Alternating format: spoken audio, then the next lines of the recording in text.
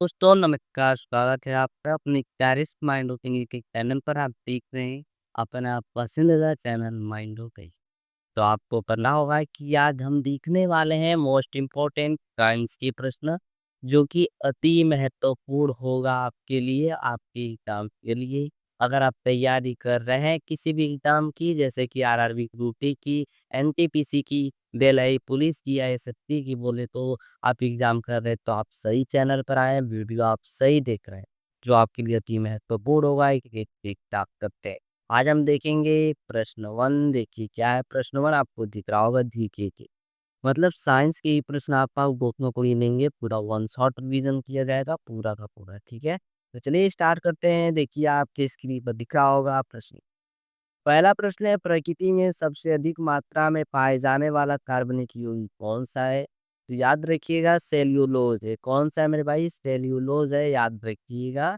बढ़ते हैं हम लोग अगले प्रश्न की ओर। दूसरा प्रश्न क्या है आपको दिख रहा होगा।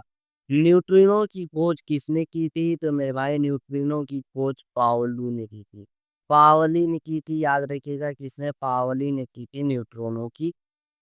ठीक है, बढ़ते हम लोग अगले प्रश्न की ओर। देखिए क्या है। विषाणु की खोज किसने की? तो इवानोव्स्की ने किया था, याद रखिएगा इवानोव्स्की। बढ़ते हैं अगले प्रश्न की ओर। देखिए क्या है अगला प्रश्न। गोबर पर उगने वाला कवक कहलाता है। मैं भैया देखे होंगे गोबर पर भी क्या होता है, और एक कवक उगता है, वो क्या कहलाता है? तो क्रोपोफिलस कहलाता है। क्रोपोफिलस कहलाता है, याद रखिएगा क्या कहलाता है? क्रोपोफिलस कहलाता है। 105वां प्रश्न देखें। एरोमीटर क्या मापने का काम आता है? तो पवन के वेग को। तो पवन के वेग को किससे नापते हैं मेरे भाई? एनोमीटर से मापते हैं, याद रखिएगा एनोमीटर, ठीक है। बढ़ते हैं अगले प्रश्न की ओर। देखिए अगला प्रश्न क्या है। द्रव का वाष्पीकरण होता है, द्रव का वाष्पीकरण क्वथनांक पर होता है। भाई द्रव का वाष्प कोई हो जाता है तो क्वथनांक जब होता है 100 डिग्री सेल्सियस आप देते हैं, तो वाष्प में बदलना शुरू हो जाता है, तो इसलिए क्वथनांक पर, ठीक है। बढ़ते हैं अगले प्रश्न की ओर। देखिए 707वां प्रश्न। निम्न में से किस रंग का अपवर्तनांक सबसे अधिक होता है? बैगनी रंग का। कौन सा मेरे भाई? बैगनी रंग का क्या होता है? सबसे अधिक अपवर्तनांक होता है, याद रखिएगा। बढ़ते हैं अगले प्रश्न की ओर। देखिए काफी जबरदस्त प्रश्न आया है आपके लिए, ये भी अति महत्वपूर्ण, याद रखिएगा। टमाटर सॉस में कौन सा अम्ल पाया जाता है? मतलब टमाटर जो सॉस होता है उसमें कौन सा अम्ल पाया जाता है? तो एसिटिक अम्ल पाया जाता है। क्या पाया जाता है? एसिटिक अम्ल, ठीक है। एसटी कमला, याद रखिएगा एसटी कमला पाया जाता है। बढ़ते हैं अगले प्रश्न की ओर। देखिए अगला प्रश्न ये है। जीव विकास को सबसे पहले किसने समझाया? तो लैमार्क ने समझाया था। मेरे भाई जीव विकास को जो समझाने वाला पहला व्यक्ति था वो लैमार्क था, याद रखिएगा। बढ़ते हैं अगले प्रश्न की ओर। देखिए क्या है अगला। निम्नलिखित में से किसके द्वारा दूध खट्टा होता है मेरे भाई? तो बैक्टीरिया के द्वारा दूध क्या हो जाता है? खट्टा होता है, जैसे दही बनता है। अब दही कैसे बनता है? उसमें जीवाणु पाया जाता है, लैक्टोबैसिलस नाम वो जीवाणु पाया जाता है, जिससे क्या होता है वो जो जीवाणु है उसी से दही हो जाता है, ठीक है। याद रखिएगा। बढ़ते हैं अगले प्रश्न की ओर। 111वां प्रश्न।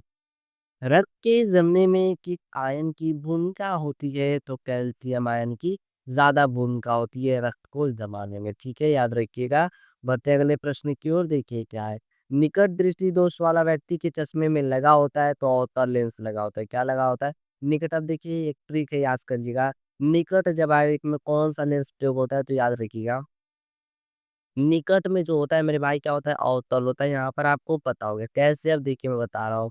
और देखिए दूर दृष्टि दोष में जो होता है क्या होता है? उत्तल होता है। क्या होता है मेरे भाई? उत्तल होता है।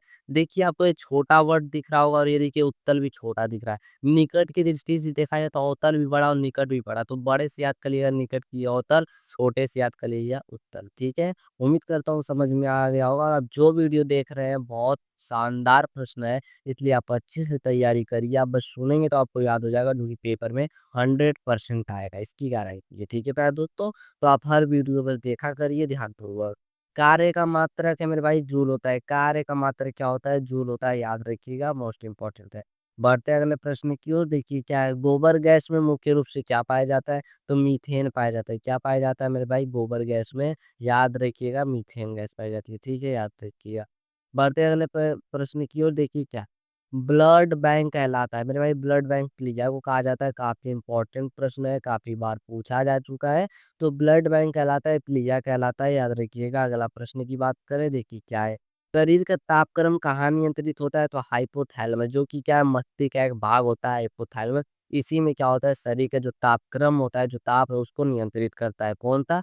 हाइपोथैलेमस करता है। ठीक है, याद रखिएगा। बढ़ते हम लोग अगले प्रश्न की ओर।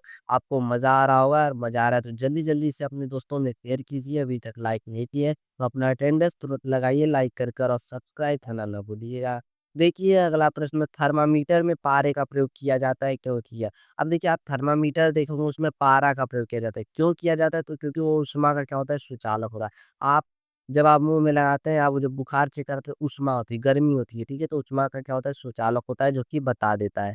ठीक है, बढ़ते हैं अगले प्रश्न की ओर। देखिए 118वां प्रश्न। दालें किसका एक अच्छा स्रोत होती है? तो प्रोटीन का एक अच्छा स्रोत है। याद रखिएगा, दाल में क्या पाया जाता है? सबसे ज़्यादा प्रोटीन पाया जाता है। अगले प्रश्न की बात करें मेरे भाई, हड्डियों का अध्ययन कहलाता है, तो हड्डियों का अध्ययन क्या कहलाता है? अस्थि विज्ञान कहलाता है। हड्डियों का अध्ययन क्या कहलाता है? अस्थि विज्ञान कहलाता है। अगले प्रश्न की बात करें, किस ग्रंथि के लुप्त होने से बुढ़ापा आता है? तो थाइमस ग्रंथि जो कि लुप्त हो जाती है तो बुढ़ापा आना शुरू हो जाता है। मतलब बूढ़ा बूढ़ा कब होता है? जब थाइमस ग्रंथि क्या होती है, धीरे-धीरे लुप्त हो जाती है। ठीक है? चलिए बढ़ते हैं अगले प्रश्न की ओर। देखिए अगला प्रश्न क्या है? मानव शरीर के अंदर लौह की कमी ने उत्पन्न होने वाला रोग कौन-सा है मेरे भाई? तो रक्तहीनता होता है। अगर आपके शरीर में आयरन की कमी हो जाती है तो रक्तहीनता होता है। क्या होता है? रक्तहीनता ये बात, ठीक है? याद रखिएगा। बढ़ते हैं अगले प्रश्न की ओर। देखिए अगला प्रश्न क्या है? रक्तचाप मापने की यंत्र को कहा जाता है, क्या कहा जाता है? तो रक्तचाप को जो मापने वाला यंत्र आता है मेरे भाई, स्फेगमोमैनोमीटर है। क्या है? स्फेगमोमैनोमीटर है, याद रखिएगा। ठीक है? बढ़ते हैं अगले प्रश्न की ओर। देखिए अगला प्रश्न क्या है? काफ़ी शानदार प्रश्न है, एकदम मज़ेदार प्रश्न है। ध्वनि की तीव्रता मापने वाला यंत्र कहलाता है मेरे भाई, ऑडियोमीटर कहलाता है, याद रखिएगा। ध्वनि की तीव्रता को मापने वाला यंत्र ऑडियोमीटर कहलाता है, जो कि काफ़ी शानदार प्रश्न था आपका। बढ़ते हैं अगले प्रश्न की ओर। देखिए अगला प्रश्न क्या है? जबरदस्त प्रश्न है मेरे भाई। देखिए, एक ही प्रकार के परमाणुओं से मिलकर बना पदार्थ क्या कहलाता है? मेरे तत्व कहलाता है। क्या कहलाता है मेरे भाई? तत्व कहलाता है, याद रखिएगा। देखिए ये वाला लाजवाब प्रश्न आया, 125वां प्रश्न आपको दिख रहा होगा, काफी शानदार प्रश्न है। घोंसला बनाने वाला एकमात्र सांप कौन सा है? तो कौन सांप है जो घोंसला बनाता है मेरे भाई? तो किंग कोबरा है, जो कि क्या बनाता है? घोंसला बनाता है, याद रखिएगा। बढ़ते हैं अगले प्रश्न की ओर। देखिए क्या है? पौधे में वृद्धि मापने वाला यंत्र कौन-सा होता है? तो क्रिस्कोग्राफ होता है। बहुत इंपॉर्टेंट प्रश्न है, काफ़ी इंपॉर्टेंट है, याद रखिएगा। पौधे में जो वृद्धि मापने वाला यंत्र कौन-सा होता है? क्रिस्कोग्राफ होता है। याद रखिएगा। बढ़ते हैं अगले प्रश्न की ओर। देखिए क्या है? अब क्रिस्कोग्राफ का आविष्कार किसने किया था? तो जे.सी. बोस ने किया था, याद रखिएगा, जे.सी. बोस ने किया था। अगले प्रश्न की ओर। देखिए क्या है? निम्न में से कौन-सा एंजाइम लार में पाया जाता है? तो टायलिन एंजाइम लार में पाया जाता है। तो जो टाइलिन एंजाइम होता है वो कहाँ पाया जाता है? लार में। टाइलिन क्या है? तो एंजाइम है एक प्रकार का, ठीक है, याद रखिएगा। अगले प्रश्न की ओर बढ़ते हैं। देखिए क्या, मानव शरीर में सबसे अधिक मात्रा में कौन सा तत्व पाया जाता है? काफी शानदार प्रश्न है, जबरदस्त प्रश्न है, मस्त प्रश्न है। पूछा गया क्वेश्चन है, याद रखिएगा। तो सबसे ज्यादा ऑक्सीजन पाया जाता है, याद रखिएगा। बढ़ते हैं अगले प्रश्न की ओर। देखिए अगला प्रश्न क्या है?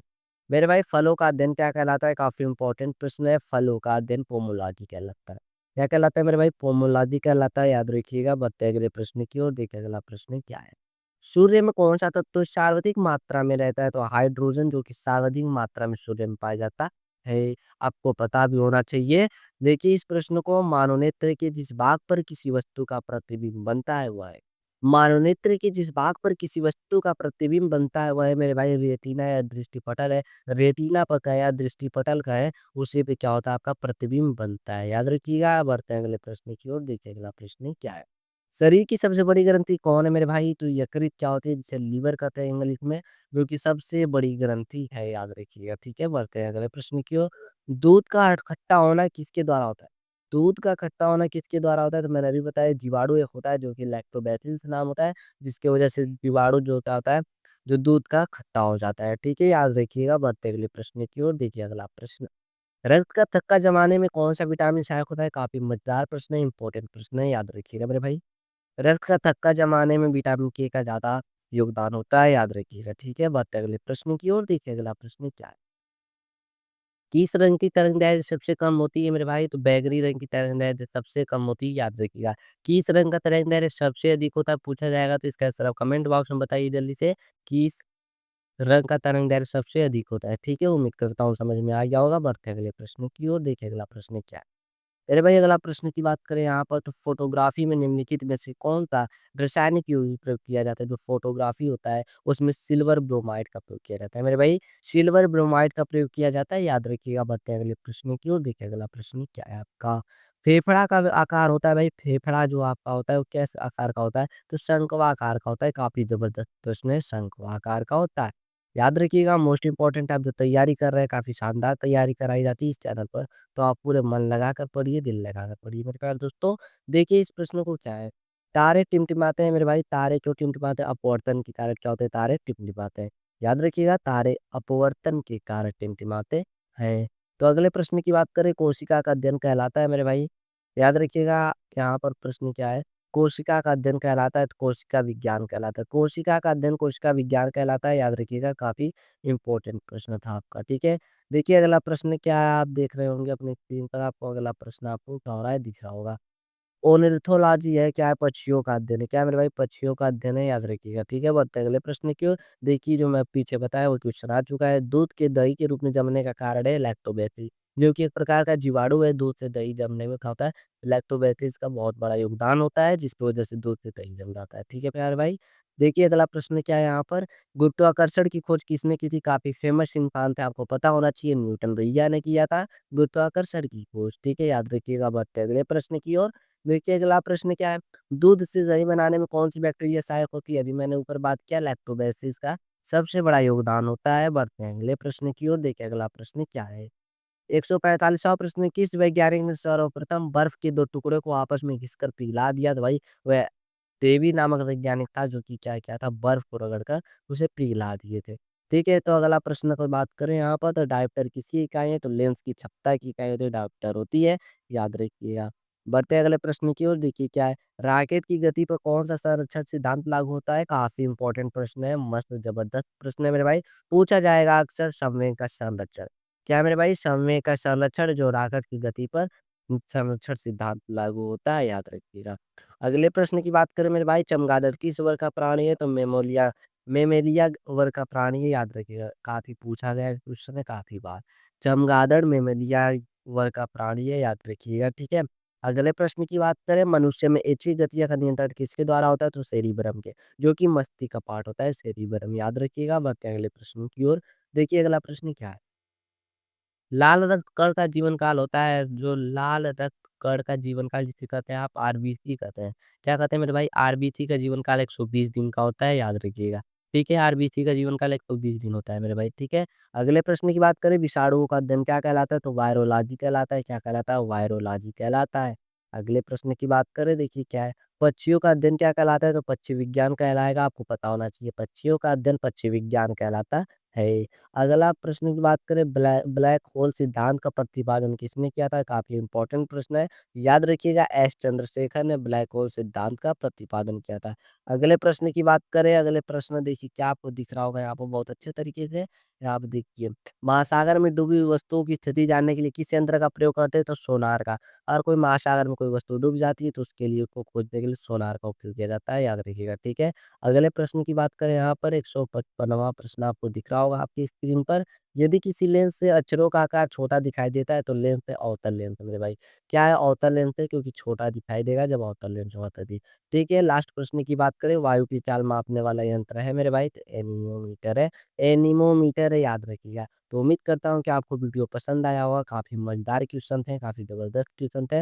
अगर पसंद आया प्यारे दोस्तों, तो लाइक कीजिए। अभी तक चैनल को सब्सक्राइब नहीं किए हैं तो सब्सक्राइब कीजिए, और बेल आइकॉन की घंटी को ऑन करना ना भूलिएगा, क्योंकि सबसे पहले आपको नोटिफिकेशन मिलता रहेगा। और अपने दोस्तों में भी शेयर करना ना भूलिएगा। मिलते हैं फिर नेक्स्ट वीडियो में, इसी तरह का वीडियो आपको हमेशा दिया जाएगा। हर कॉम्पिटिटिव एग्जाम की नेक्स्ट वीडियो आपको रीजनिंग की मिलेगी जल्दी ही।